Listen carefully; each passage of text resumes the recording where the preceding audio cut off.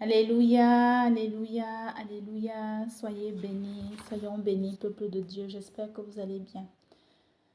Je vais remercier le Seigneur pour la grâce qu'il m'accorde encore aujourd'hui de venir parmi vous.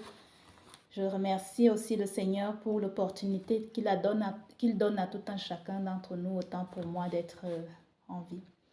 Parce que si nous devions payer le souffle de vie que nous avons, je ne pense pas que quelqu'un sera à mesure de payer à l'Éternel son souffle qu'il nous donne. Alors, nous lui disons merci pour la vie qu'il nous donne. Au nom de Jésus-Christ de Nazareth. Amen. J'espère que vous allez bien. Bonjour à vous tous. Shalom, shalom. Shalom à tous ceux qui vont me reconnaître.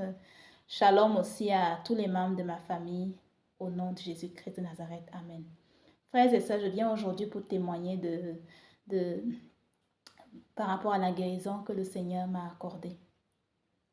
Frères et sœurs, je vais d'abord bénir l'Éternel. L'Éternel, mon âme te bénit et te glorifie au nom de Jésus-Christ. Seigneur Jésus-Christ, tu es tout pour moi. Tu es infiniment, infiniment, infiniment tout-puissant. Tu es infiniment tout-puissant. Tu es infiniment merveilleux. Éternel, tu n'as pas changé. Tu es vraiment vivant. Éternel, c'est toi qui connais notre passé, notre présent et notre futur. Et rien n'est caché devant toi. Rien n'est impossible. Tout ce qui est impossible aux hommes est possible à toi et à toi seul. Je veux te louer, je veux t'adorer.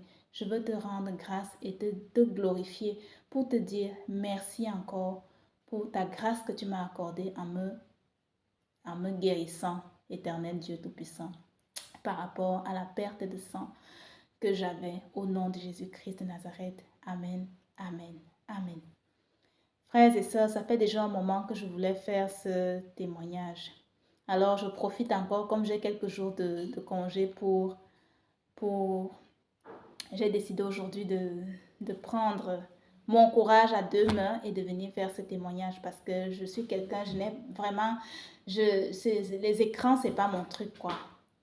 Je suis toujours mal à l'aise face à la caméra. Je ne sais pas, peut-être vous le faites sans problème. Mais moi, je suis quelqu'un qui n'aime pas, dans ma vie, depuis que je suis toute petite, je n'ai jamais trop aimé être devant le feu des projecteurs. Et voilà que Dieu, par sa grande miséricorde, les voix de Dieu ne sont pas nos voix et ses pensées ne sont pas nos pensées. Voilà que je me retrouve maintenant en train de venir parler au monde entier devant la caméra, quoi.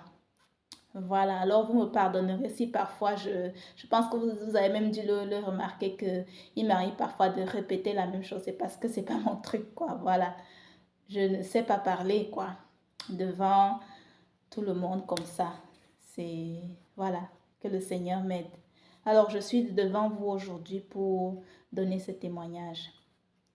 En fait, je suis quelqu'un, c'est une grâce que le Seigneur m'a aussi faite, hein. C'est une grâce, en tout cas dans ma vie, je suis quelqu'un qui n'est jamais trop été malade. Si vraiment je vais chez le médecin, ça veut dire que, voilà, c'est que la goutte doit déborder le vase, quoi. Sinon, c'est pas mon truc, quoi. Il m'arrivait de temps en temps d'aller chez le médecin, mais si j'avais chez le médecin, qu'est-ce que le médecin pouvait trouver? Il pouvait trouver une anémie, quoi. Et puis c'est tout. Bien sûr, anémie, c'est normal. Bon, je ne sais pas si c'est normal, mais je pense qu'il y a beaucoup de femmes qui souffrent d'anémie parce qu'à cause des menstruations, quoi. Donc, le témoignage que je viens de donner ici, je vous prie de me pardonner. Frère, toi qui vas écouter ce témoignage, je te prie de me pardonner pour la sensibilité, hein. Mais il faut bien que j'appelle même dans la Bible, c'est marqué la femme à la perte de sang parce que vous tous, vous savez que les femmes, elles ont la période et ça, c'est chaque mois, quoi. Voilà, donc ce témoignage s'adresse principalement à mes sœurs, quoi. Voilà. Donc, c'était en quelle année déjà? Je sais qu'une fois, j'ai dû recourir au médecin parce que j'ai eu à faire un implant, moyen de contraception là, pour limiter les naissances. je me suis repentie par rapport à cela parce que Dieu est contre les moyens de contraception. C'est lui qui donne la vie. Il n'empêcherait pas une femme de tomber enceinte, quoi. C'est lui-même qui fait aussi la limitation de naissance. Lui seul sait le nombre d'enfants qu'il a prévu à chaque femme d'en avoir, quoi. Donc, je me suis repentie par rapport à cela et je continue encore à le faire parce que c'est un crime, quoi. Donc, je disais donc, suite à ce moyen de contraception que j'avais fait, il m'avait mis un implant là. Après mon deuxième accouchement, oui, oui, en 2016, voilà. Je pense que c'était en 2016. Non, c'était pas en 2016. Non, c'était après mon premier accouchement déjà. Que le médecin gynéco, voilà, après l'accouchement, il propose des moyens de contraception aux femmes, quoi, pour qu'il n'y ait pas de grossesses indésirées. Voilà, voilà voilà ce qu'ils disent, quoi. Voilà l'astuce qu'ils disent que bon, pour ne pas avoir une grossesse indésirée, je te propose la pilule, je te propose l'implant, je te propose, voilà, il y a plein de moyens de contraception. Et puis moi, j'avais choisi l'implant parce que voilà, on se dit qu'avec la pilule, il y a de fortes chances qu'on oublie de prendre et puis après on tombe enceinte, quoi. C'est comme ça que j'ai pris l'implant. Je me suis dit, bon, ça gère tout seul, c'est bon. Mais seulement quand j'ai eu à poser cet implant, c'est lui-même le gynéco qui l'a posé. Ça m'a causé beaucoup de dégâts, quoi.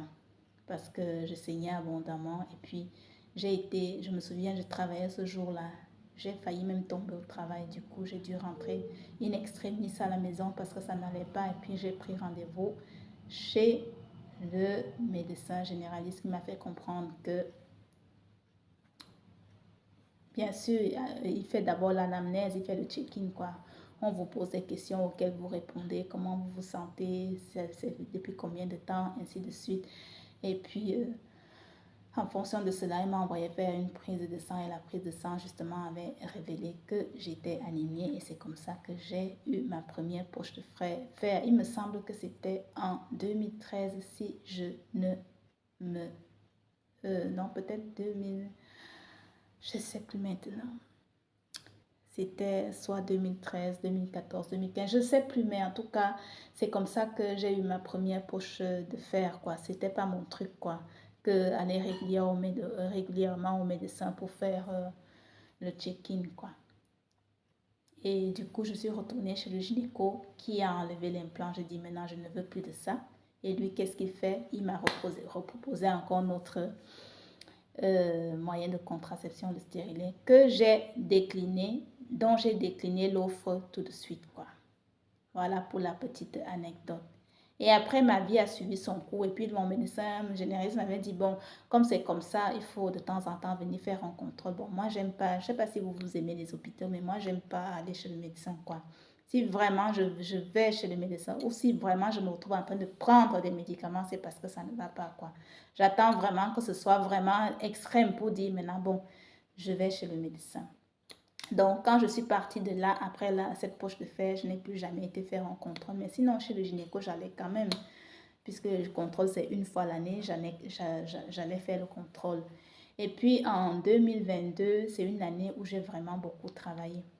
Donc, chez le généraliste, je n'ai plus jamais été pour faire le contrôle, quoi. Pourtant, il faut, parce que les femmes comme j'ai dit, avec ce sang qu'elles perdent périodiquement tous les mois, il arrive que certaines femmes sont anémiées, donc elles doivent régulièrement passer chez le médecin pour faire le contrôle et faire le plein de fer. Voilà pour la petite histoire. Donc, en 2022, c'est une année pendant laquelle j'ai pas mal bossé. Du coup, ma vie de prière avait diminué. On ne peut pas poursuivre deux lièvres à la fois. Tu ne peux pas servir deux maîtres. Soit tu es avec Dieu, soit tu cours après les choses du monde et ce que le monde peut nous offrir. Il me semble que j'avais parlé de ça dans une de mes vidéos. Parce qu'il m'était arrivé au point où parfois quand je rentrais étant fatiguée, encore faire les travaux de la maison et tout ça, donner à manger aux gens, mettre, voilà, les travaux d'une femme quoi dans la maison. Et puis après quand on va au lit, on est tellement fatigué qu'à peine on prend sa douche, on se dit bon maintenant. Je t'en supplie, Seigneur, je me mets à genoux, je t'en supplie, Saint-Esprit, je t'en supplie, Dieu le Saint-Esprit, je t'en supplie. Je te demande, je te rends grâce pour tout ce que tu as. Je te rends grâce, je finis de rendre grâce. Je demande pardon pour mes péchés et puis je dis, s'il te plaît, protège-nous, protège-moi, accorde-moi seulement ta grâce de dormir un peu et puis après je vais venir dans ta présence. C'est toujours comme ça que je faisais. Et puis parfois même, il arrivait des nuits où je pouvais dormir jusqu'au matin sans prier. Donc, quand l'ennemi voit ça, l'ennemi profite toujours dans les moments de faiblesse pour venir charger, quoi. Nous savons qu'une fois qu'on passe des ténèbres à la lumière, nous sommes en guerre. Les combats, c'est pour tout chrétien, quoi. Un chrétien qui va dire qu'il n'a pas de combat spirituel, il faut bien qu'il se pose des questions si lui n'a pas d'épreuve, parce que c'est pour nous tous, quoi. Mais je veux dire qu'en toute situation, en toute épreuve comme ça, nous sommes plus que vainqueurs en Jésus-Christ, parce que l'Éternel Dieu Tout-Puissant ne permettra pas que un de nos cheveux tombe. Il ne permettra pas que notre vie soit ôtée si nous demeurons sous son abri, quoi. Parce que il est mort à la croix, c'est pour sauver nos âmes. Et il est fidèle, il est toujours là pour nous protéger, à condition qu'on mette toute notre confiance en lui. Voilà, moi j'ai l'habitude de dire, Seigneur Jésus-Christ, tu es tout pour moi. Et c'est vrai, je n'ai personne d'autre que lui. Parce que quand je vois là où le Seigneur m'a ramassé et tout ce qu'il a fait pour moi, que même les gens de ma famille, personne ne peut faire ce que Dieu fait pour nous. Personne ne peut remplacer, personne ne peut vraiment prendre soin de nous comme l'Éternel, quoi. Personne ne peut faire des merveilles comme Dieu, quoi. Dieu, tout ce qui est impossible aux hommes, lui est possible, quoi. Il est l'Éternel, Dieu Tout-Puissant, le Dieu merveilleux. Merveilleux est son nom. Donc en 2022, j'ai tellement travaillé que j'étais devenue tiède, quoi. Donc si le feu diminue, c'est clair que l'ennemi attaque facilement, quoi. Donc, en 2022, c'était, je pense, en octobre, pendant l'automne, l'Éternel nous parle à longueur de journée. Tout le temps, Dieu nous parle, mais seulement c'est nous qui ne prêtons pas attention. On ne prête pas attention peut-être parce qu'on a trop à faire à cause des inquiétudes et des soucis de la vie. On est toujours en train de réfléchir, on est toujours en train de parler, on est toujours en train de penser au lendemain, au surlendemain. On est toujours en train de réfléchir par rapport aux soucis aussi des autres. On est toujours. Et du coup, on ne prête pas attention à ce que Dieu nous dit, quoi. Donc, moi, j'avais déjà fait un rêve où je voyais comment le sang, là, ça sortait, comme si, comment le monde spirituel me soutirait, ça sortait de moi comme ça, là, le sang. Et puis, je me suis levée, ça, c'était juste avant que j'aille en Israël spirituel, c'était au mois de, je sais plus, c'était octobre 2022.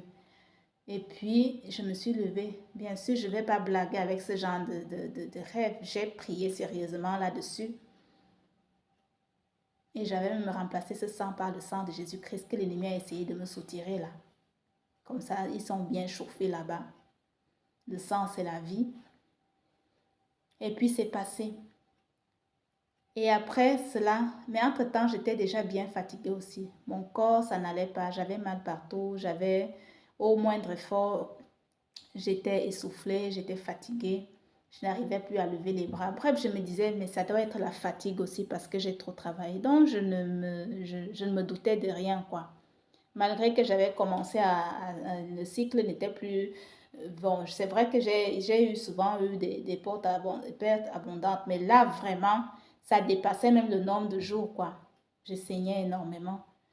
Mais ça n'a pas empêché que je continue à... Comme tout chrétien, hein, on continue à louer le Seigneur, on continue à demeurer dans sa présence. Et puis, voilà quoi. Mais moi, dans ma tête, là, ce n'était pas une perte. Je n'étais pas malade, quoi. Je me disais c'était normal. Comme il m'arrivait parfois j'ai un cycle menstruel irrégulier, quoi. Et maintenant, plus, parce que le Seigneur a réglé il a réglé tout ça. Donc, je ne me doutais de rien et puis j'ai fait mon voyage pour aller au Togo, Israël spirituel. Et puis quand je suis revenue au mois de mai, avant même que je commence à publier sur YouTube, l'ennemi a encore contre-attaqué. Alors là, qu'est-ce qui s'est passé? Malgré que j'étais déjà bien mal en point, moi je ne suspectais pas. Même quand je faisais un moindre effort, je n'arrivais pas à monter les escaliers. C'était comme si j'avais fait un marathon de je ne sais combien de mètres. Vous voyez? Ou bien quand je me levais la nuit pour aller aux toilettes, quand je marche comme ça, là, la plante des pieds, le simple fait, pourtant je ne marche pas vite, ça me faisait tellement mal, quoi. Et moi, je me disais, oh, c'est à cause de la mauvaise circulation du sang, ça peut aussi être ça. Je travaille dans les soins, donc voilà. Et puis quand je revenais des toilettes pour aller me coucher, c'est comme si j'avais fait encore un effort qu'on ne peut pas mesurer, quoi. J'arrivais pas à respirer, j'arrivais pas à lever les bras, j'arrivais même pas à porter peut-être 1 kilo de je ne sais pas quoi. J'arrivais pas, quoi. Et moi, je commençais à suspecter les produits de ménage parce que chaque fois que j'inspirais, j'avais un poids là au niveau de la poitrine. Et moi, je me disais, bon, comme les produits de ménage sont toxiques, moi, j'aime bien faire le ménage. Est-ce que c'est parce que quand je fais le ménage, en même temps, je respire les produits? Est-ce que c'est peut-être ça qui fait j'ai mal à la poitrine comme ça? Jusque-là, ce problème de perte de sang là que règle abondante, je n'ai même pas fait fi de ça, parce que je me disais que c'était aussi normal parce que j'avais pas un cycle mensuel régulier et puis j'avais aussi des pertes abondantes, quoi. Donc, voilà. Mais un jour, j'allais au travail comme ça, un jour, j'allais au travail et puis depuis la place de parc jusqu'au boulot, il y a une petite montée. J'arrivais pas. En plus, j'étais en retard, presque en retard. Je reprenais le boulot à 16 heures. Et il y a une collègue qui va tellement vite comme une athlète là. Elle m'a tenu par le bras et elle m'a tracté comme quand on remorque une voiture, mais à une vitesse pas possible. Je remercie encore la collègue là aujourd'hui, Sandra. Si un jour tu arrives à écouter cette vidéo, je te bénis dans le nom de Jésus-Christ. Je te remercie de m'avoir aidé ce jour-là. Au nom de Jésus-Christ de Nazareth. Donc, je remercie le Seigneur parce que s'il serait arrivé que je tombe avec cette collègue-là et que je perde la vie, on aurait peut-être dit que sorcellerie. On aurait peut-être dit que ah, c'est encore à cause de la collègue. Peut-être même pas, mais la collègue se serait sentie triste et elle serait dans l'amertume en disant si je ne l'avais pas tracté, si je n'avais pas fait, si ce ne serait pas arrivé. Alors que moi, je traînais déjà ce problème, ce fardeau depuis un bon moment. C'est pour ça que nous devons, la parole de Dieu nous dit de ne pas se mêler de ce qui ne nous regarde pas, de ne point juger, quoi. Parce que c'est Dieu seul qui connaît la vérité, quoi. Voilà, ça s'est passé, elle a fini de me tracter, je ne suis pas tombée. Et puis un jour comme ça, comme il m'arrivait parfois de travailler la nuit, un jour comme ça, je suis allée bosser et puis au petit matin, j'ai dû accompagner une dame qui voulait aller aux toilettes. Elle était forte, quoi, et costaude. Et moi, je suis petite, mince. Et j'avais conduite en chaise roulante, mais seulement au moment de se lever des toilettes pour refaire le transfert, j'ai cru que mon cœur lâchait, quoi. Et du coup, moi aussi, j'ai lâché la dame parce que moi, j'ai cru que je lâchais, je mourrais là. Du coup, je l'ai lâchée et je l'ai accompagnée dans sa chute. Elle est tombée, quoi. Et moi, je suis sortie en catastrophe de la chambre. Je me suis assise au hall de la chambre, j'ai pris le téléphone, j'ai appelé de service, j'ai appelé mes collègues. Au secours, j'ai besoin de vous, quoi. Madame telle est à terre. Et puis moi-même, ça ne va pas, quoi. Et voilà, quand je suis rentrée à la maison de cette péripétie, j'ai tout de suite appelé une de mes collègues avec qui je m'entends bien. Elle est chrétienne et elle m'a dit, va tout de suite au médecin, quoi. Et je la remercie, elle se reconnaîtra, je la bénis encore, que le Seigneur te bénisse, je te dis infiniment merci. Comme j'ai dit, Dieu nous parle tantôt d'une façon, tantôt d'une autre et on n'y prête pas attention. Il m'avait parlé à travers cette collègue-là, me disant maintenant, ma fille, va chez le médecin, quoi. Et quand j'ai téléphoné, comme on s'entendait beaucoup, j'ai téléphoné au médecin. Donc, on a tous, pour la petite anecdote, on a tous besoin des uns des autres. Personne n'est super dans le corps de Christ. Lui seul est la tête et nous sommes les membres. La main ne peut pas dire au pied, je n'ai pas. Le pied ne peut pas dire à la main, je n'ai pas besoin de toi, parce que le pied aura toujours besoin de la main pour le laver et être propre, quoi. Voilà, frères et sœurs, qu'on a tous besoin les uns les autres. C'est seulement par grâce que nous sommes debout, quoi. Donc, j'ai téléphoné au médecin et puis il m'a donné une date, un rendez-vous selon ses disponibilités. Mais entre-temps, bon, comme j'avais congé, je me souviens encore, ce jour-là, ou bien un jour après, je prenais la voiture comme ça, là, mais je vous dis, j'arrivais même pas à faire les manœuvres, tourner le volant vous voyez jusqu'où le mal était arrivé. J'arrivais pas à tourner le volant de la voiture, quoi. Alors, je dis, c'en est trop. Heureusement que j'ai déjà téléphoné au médecin. Heureusement. Et quand j'arrive chez le médecin, il a fait l'anamnèse, il a posé toutes les questions que les médecins font, c'est depuis quand, comment vous vous sentez, etc. Et puis il m'a envoyé faire une prise de sang. Et à la prise de sang, a décelé un taux anormal d'hémoglobine. J'avais 43 grammes par litre.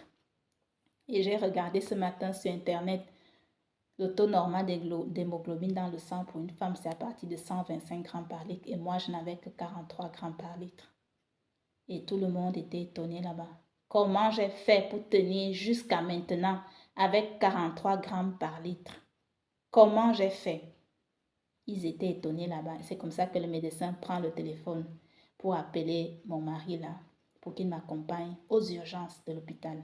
Parce que sinon, c'était la mort. Et moi, j'étais en train de pleurer là pour dire, oh, mon travail, il faut téléphoner à mon chef. Et puis, le médecin m'a dit, c'est d'abord ta vie le plus important. Le reste là, on s'en fout, quoi. Moi, je suis là pour me démener à sauver votre vie et vous, vous êtes en train de pleurer du travail. Vous voyez un peu les humains. Toujours le travail. La santé passe avant tout, quoi. Donc, si mon mari ne venait pas, c'était l'ambulance qui me conduisait aux urgences. Et c'est comme ça que mon mari est venu et il m'a accompagné aux urgences de l'hôpital. Ce que je veux dire, c'est que le Seigneur avait anticipé tout parce que au mois de janvier déjà, il me semble, ou février, je ne sais plus, février, le Seigneur avait révélé à une sœur, à maman Sarah, avec qui, voilà, de temps en temps, on échangeait et qu'on priait, lui a révélé que, en fait, le Seigneur m'avait revêtu d'une robe rouge. Le Seigneur m'avait donné sa vie, quoi. Il m'a donné sa vie. Donc, Dieu peut permettre que certaines épreuves arrivent aux gens, un peu comme Job là, à qui, dans le cas de Job, Dieu avait permis à Satan de le toucher, mais qui ne touche pas à sa vie. Je peux dire que c'était aussi un peu mon cas. Bon, voilà. C'était un peu mon cas, mais pas bon, disons à une exception près, quoi, parce que l'ennemi m'a touché, mais Dieu n'a pas permis qu'il touche à ma vie, quoi. Donc, le Seigneur a anticipé, comme il connaît déjà le futur, il est proactif, il a anticipé en me donnant son sang. Et que l'ennemi voulait encore soutirer, et vous voyez, le corps de Christ. Et c'est maman Sarah qui avait encore arraché cette robe-là, ça à l'ennemi pour dire ça ne t'appartient pas, c'est pour elle, quoi. Voilà, c'est le songe que maman Sarah avait eu, c'est ça que je suis en train de vous raconter là. Donc Dieu avait anticipé au mois de février, lui il savait déjà que au mois de mai, pardonnez-moi, lui il savait déjà qu'au mois de mai, que j'allais avoir cette péripétie, quoi. Donc, quand j'arrivais même aux urgences là, le temps de checker les groupes sanguins et tout ça là, voilà, il faut encore s'organiser. Qui c'est qui va s'occuper de mon fils qui rentre de l'école? Qui c'est qui va lui donner à manger? J'ai fermé la porte à clé. Il faut encore tout réorganiser. En passant, je dis, Claudia, je te fais coucou et je te dis merci pour tout ce que tu as fait pour moi. Que le Seigneur te bénisse abondamment, ma soeur, toi et toute ta famille, au nom de Jésus-Christ de Nazareth. Amen. Parce qu'elle a été là pour moi. Je lui ai téléphoné. Elle est venue chercher la clé. Elle a tout organisé pour mon enfant là qui devait rentrer de l'école et tout, elle a géré la journée, quoi. Et je la bénis abondamment. Je bénis également ma soeur Armelle qui est venue m'apporter à manger ce jour-là que j'étais aux urgences parce que bien sûr, dans les hôpitaux, ils prennent les commandes des repas le soir, la veille. Et moi, je ne faisais pas partie des effectifs. J'étais dans le côté des urgences. Donc, du coup, j'avais rien à manger, quoi. Du coup, ma collègue Christine Armel, que je salue bien et que je bénis aussi dans le nom de Jésus-Christ, elle a fait à manger, elle est venue m'apporter. Je bénis également la sœur Chantal qui m'a soutenue. Bref, je remercie toutes les personnes qui m'ont soutenue durant cette épreuve. Donc, ensuite, ils m'ont transféré à l'hôpital cantonal parce que là, j'étais encore, disons, Bulle, c'est une petite ville. C'est une ville, mais voilà, l'hôpital, il est moyen. Donc, ils m'ont transféré maintenant au canton. C'est comme la province. Et c'est comme ça que j'étais suivie là-bas. J'étais vraiment entourée d'une équipe de médecins et d'une équipe, tous les personnels, soit ils étaient seulement autour de moi, quoi, avec les appareils et tout ça pour contrôler que tout aille bien. Parce que, bien sûr, quand c'est une transfusion de sang, ils contrôlent déjà que le sang est compatible. Et puis, avec le corps, et puis s'assure que l'organisme assimile bien ce qu'on est en train de nous donner, quoi. Donc, c'est comme ça que, comme j'étais dans une chambre commune, les trois autres patientes, limite presque, elles n'étaient pas jalouses, mais elles se sentaient un peu lésées, comme quoi j'avais monopolisé tout le personnel soignant, rien que pour moi, les médecins, les infirmiers, tout ça, rien que pour moi, parce qu'avec les appareils, ils étaient tout le temps autour de moi. Mais je remercie le Seigneur pour cela, parce que j'étais vraiment aux petits soins. Et j'étais aussi allée avec ma Bible. Ma Bible, je la prends partout, donc je l'avais prise à l'hôpital. Jusqu'à, je me souviens, une femme qui m'avait dit, mais tu es venue avec ta Bible pour nous prêcher ici, là. Donc voilà. Après cela, je suis retournée à la maison, mais quand ils ont vu que tout allait bien, ils ont maintenant dit que ils ont dit que je peux sortir quoi de l'hôpital et c'est comme ça qu'ils ont fait tout un dossier. Pardonnez-moi, hein, mais je dois raconter tout dans les détails. Donc, ils ont fait tout un dossier que je devais donner à mon médecin généraliste et l'autre à mon gynéco parce qu'il faut qu'il trouve la cause. C'est pas normal que je perde autant de sang comme ça. Donc, je suis sortie et puis quand je suis allée voir mon médecin généraliste, bon, je devais régulièrement maintenant aller faire des contrôles, hein, régulières, quoi. Et puis, quoi encore? Et puis, je suis retournée également chez mon gynéco. Lui, il m'a dit tout de suite, parce qu'ils ont aussi envoyé le courrier au gynéco, que ça ne va pas. C'est votre patiente. Pourquoi est-ce que ça lui arrive? Ça ne va pas. Prenez toutes les mesures disponibles. C'est pas normal que... Hein. Donc, et quand j'arrive chez mon gynéco, il fait l'examen. Il me dit, ah, vous avez 2 fibromes. Et il me dit tout de suite, il faut enlever l'utérus. Et moi, je dis, non, j'enlève pas l'utérus. Je n'enlève pas. Moi, je suis encore jeune. Je veux encore des enfants. Donc, il n'a même pas cherché une autre solution alors qu'il y a des traitements par laser, il y a. Lui, il a tout de suite dit, non, il faut enlever l'utérus. Et moi, je dis, non, je refuse, je n'enlève pas, quoi. Je crois que mon Dieu va me guérir. J'avais la foi, quoi. Je crois que mon Dieu va me guérir. Je refuse, quoi. Et puis, entre-temps, du coup, le rendez-vous avec le gynéco est passé puisqu'on va 1 fois par année chez le gynéco. Il n'a rien pu faire. Tout ce qu'il a su me dire, c'est qu'il faut enlever l'utérus, quoi. Donc, je suis partie de là-bas avec la ferme assurance que mon Dieu là va me guérir et la prochaine fois que je retourne chez lui, ce sera un témoignage pour lui. Donc, entre-temps, mon médecin généraliste m'avait donné un arrêt maladie seulement d'1 semaine. Et moi, quand je suis sortie, je peux vous dire que j'avais mal partout. Je ne pouvais même pas marcher. J'avais comme une boule, vous savez, entre les cuisses là. Une boule, quoi. Et lui, il m'a seulement donné un arrêt de maladie. Pourtant, même, on m'avait parlé de moi, quoi, à l'hôpital. Mais lui, il m'a seulement donné 1 semaine pour retourner au travail. Donc, je suis retournée au travail et ça n'allait pas, puisque je suis restée assise le premier jour. Et du coup, mes collègues ont dit, ça ne sert à rien que tu sois là, il faut rentrer à la maison, la santé avant tout. Je suis retournée chez le médecin qui a prolongé mon arrêt, qui m'a prescrit des contre-douleurs, quoi. Je me souviens, j'ai pris le médicament peut-être 1 ou 2 fois, c'est tout, hein. Parce que moi, j'aime pas trop les médicaments, quoi. Et puis, c'était bon, quoi. Donc, ça, le premier épisode est passé. Rebolote, j'ai toujours continué à saigner, hein. Puisqu'il y avait les fibromes, j'ai toujours continué à saigner. Et puis, au mois de novembre, comme ça, non, octobre, le 31 octobre, le Seigneur me dit, demain, il faut que tu sois dans ma présence. Bon, tu vois, pour le Seigneur, la maladie, c'est rien du tout. Alors que j'étais bien souffrante. J'étais déjà souffrante, là. Je n'étais pas bien. Je me souviens même le dimanche, là. Je pense que c'était un dimanche. Il m'avait dit samedi, dimanche, tu dois être dans ma présence. Si je ne me trompe pas, le 31 octobre 2023, c'était... Je ne sais plus quel jour c'était, mais en tout cas, je sais que le lendemain, c'était le 1er novembre. Et le 1er novembre, je devais être dans la présence du Seigneur parce qu'il me l'avait dit la veille que je dois être dans sa présence le lendemain. Et c'est comme ça que je suis restée dans la présence du Seigneur malgré que j'étais malade. Et je voulais dire que le Seigneur, même quand tu es malade, pour lui, c'est pas un problème, quoi. Parce que lui, pour lui, hein, il ordonne et la chose n'est plus, quoi. Il me dit, il faut que tu sois dans ma présence, malgré que je suis souffrante, quoi. Je vous dis, hein, souffrante. Oh Seigneur, j'étais vraiment mal en point. Ce jour-là même, je n'avais pas mangé. J'avais des vomissements. J'étais vraiment mal en point, quoi. J'étais bien malade. Mais je suis restée dans la présence de Dieu. Et puis, un jour, je dormais comme ça. Et puis, il me dit, la femme a la perte de sang. Et je dis, quoi encore, la femme a la perte de sang? En fait, je me suis réveillée du sommeil avec ça, là, le message, là, la femme a la perte de sang. Et puis moi, je dis, c'est quoi encore la femme a la perte de sang? Qu'est-ce qu'elle a, cette femme? Bon, comme tu me dis, donc la femme a la perte de sang, je vais aller regarder, je vais méditer sur ce texte. J'ai médité sur ce texte et j'ai prié. Voilà, puisque c'est le Seigneur qui m'avait dit la femme a la perte de sang. Je ne savais pas que c'était moi. Hein? Donc, j'ai médité ce texte-là. Vous pouvez le trouver dans Marc 5, verset 24 à 34. J'ai fini de méditer, j'ai prié et puis c'est passé, quoi. Et puis finalement, je suis rentrée en jeûne, j'avais fait un jeûne sec d'1 jour. où on criait à Dieu pour la délivrance, quoi. Un jeûne sec d'un jour.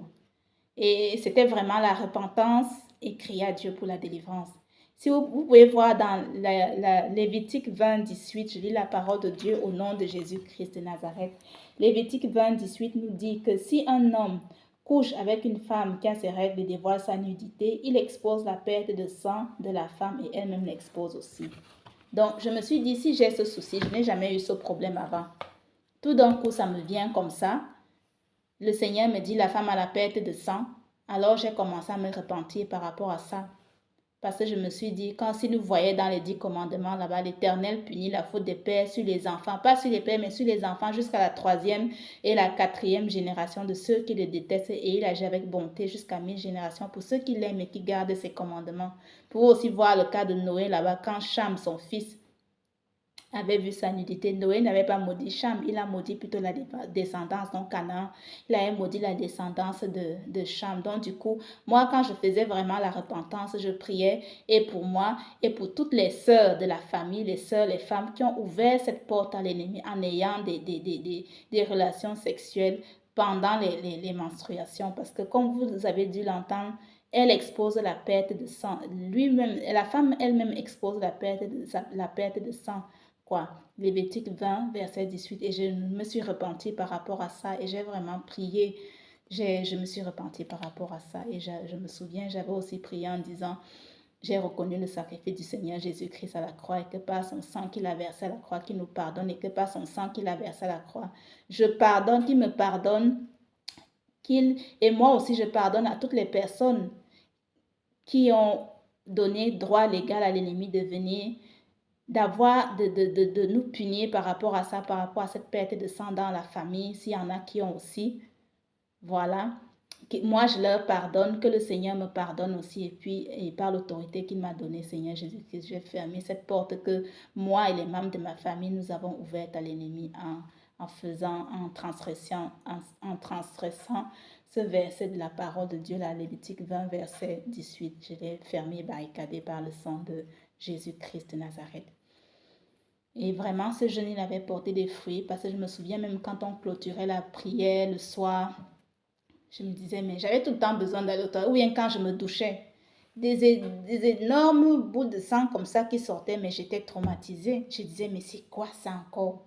Qu'est-ce qui m'arrive? C'est quoi ça? C'est toujours les règles comme ça là, mais c'est quoi ça? Et pourtant, moi, je ne comprenais pas que c'est le Seigneur qui était en train d'agir parce qu'avant ça, j'avais rêvé comment le Seigneur, j'étais dans le monde spirituel, je voyais comment il y a quelque chose qui sortait de mon ventre en bas là-bas, dans la voix basse là-bas, comme quand la femme accouche. En fait, c'était un enfant, quoi. Enfin, les fibromes là, c'est des mauvaises choses que l'ennemi vient planter dans le ventre des gens et c'est comme ça que ma soeur, elle avait tiré et elle a enlevé, quoi. Voilà déjà le premier fibrome qui était sorti. Voilà pourquoi je voyais cette boule de sang là qui sortait quand je me douchais là-bas. Et puis, le Seigneur, il est vraiment merveilleux. Merveilleux parce que, comme on avait dit qu'il y avait il disait qu'il y avait 2 fibromes là. Et puis, le Seigneur, il est encore venu. Il est venu quand en fait, j'ai fini de prier, hein. Je suis allée me coucher au petit matin et puis il est venu, il a ouvert mon ventre. Vous voyez, il y avait Rafa, le médecin qui opère sans cicatrice. Il a posé ses mains sur moi, il a ouvert, il a enlevé, il m'a transporté sur l'autoroute. Vous voyez l'autoroute, les voitures roulent à passer 120 km/h. Il m'a mis sur le pont de l'autoroute, il y avait un spectacle. Et moi je regardais, tout le monde, les voitures se sont arrêtées, moi j'étais sur le pont. C'était comme tout le monde regardait le spectacle. Il y avait un avion qui montait avec une énorme croix. Cette croix-là, elle était vraiment énorme, quoi. C'était un spectacle extraordinaire. L'hélicoptère vient faire quoi? Vient faire quoi sur l'autoroute avec une énorme croix. Je dis bien énorme.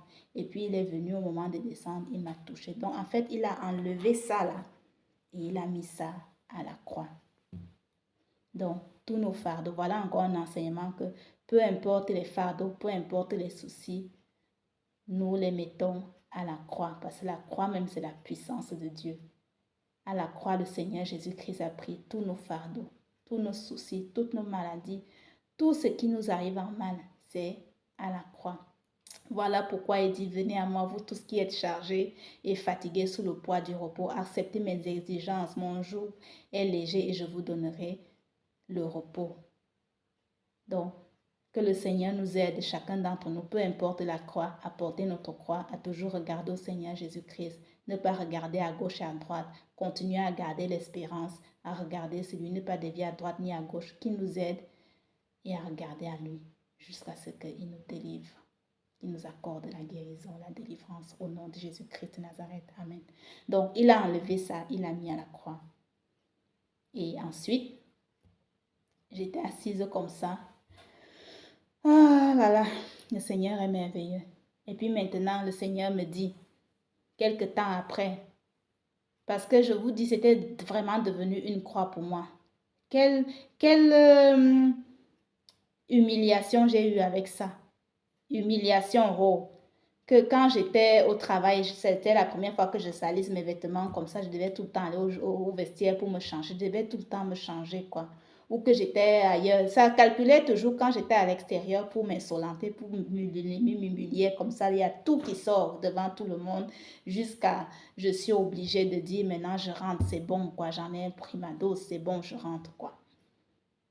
Donc, il est venu, il a enlevé ce fardeau-là que je portais, il l'a mis à la croix. Et comme le cycle était long, qu'est-ce que le Seigneur m'a dit? Vous pouvez prendre, vous avez vu le cas d'Élie. Élie, vous pouvez lire ça dans Jacques 17. C'est Jacques ou bien? Non, c'est pas Jacques 17. Pardonnez-moi, je prends juste les Saintes Écritures puisque nous sommes là pour nous édifier. Est-ce qu'il y a Jacques 17? Je me suis trompée. Jacques, c'est pas Jacques 17. Jacques 17, ça n'existe pas, c'est un petit livre. Alors, c'est dans Jacques, version second 21. Maintenant que je vais ouvrir, j'arrive pas. Jacques 3. Voilà, Jacques. Jacques.